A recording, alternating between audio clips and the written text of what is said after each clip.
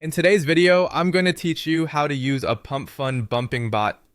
To get started, head over to Pump.fun and make sure you understand the basics of the token you want to promote. Before doing anything with a bot, the first priority is choosing a reputable bumping bot platform that supports Pump.fun tokens. This part matters a lot. Take a few minutes to research the provider, check community feedback, and look for signs that the service is actively used and trusted. It's also smart to begin with a small budget so you can test how the bot behaves before committing more funds. As a general rule, never deposit more SOL than you can afford to lose. Once that's done, prepare your token. Launch your token on Pump.fun, then copy the token's contract address. This contract address is usually required by bump bot platforms, so they know exactly which token to interact with. Also, make sure the token is already actively trading, since the bot is designed to generate ongoing activity rather than set everything up from scratch.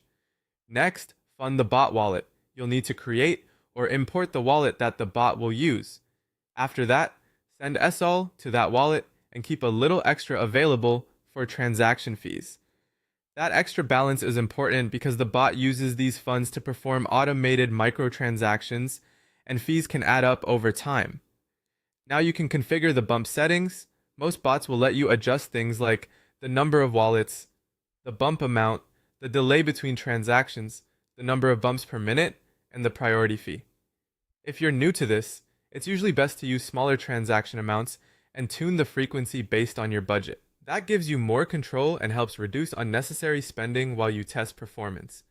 When your settings look good, paste in your token address, review everything carefully, and then click Start or Run.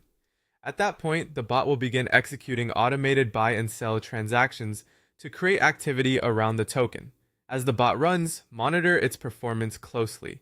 Keep an eye on token visibility, trending position, transaction history, and how much SOL is being spent. You can usually follow this activity directly on Pump.fun, and you can also use charting platforms like Dex Screener for a broader view. When you're finished, stop the bot, withdraw any unused SOL, and review the total fees you spent. Many bump bot platforms include a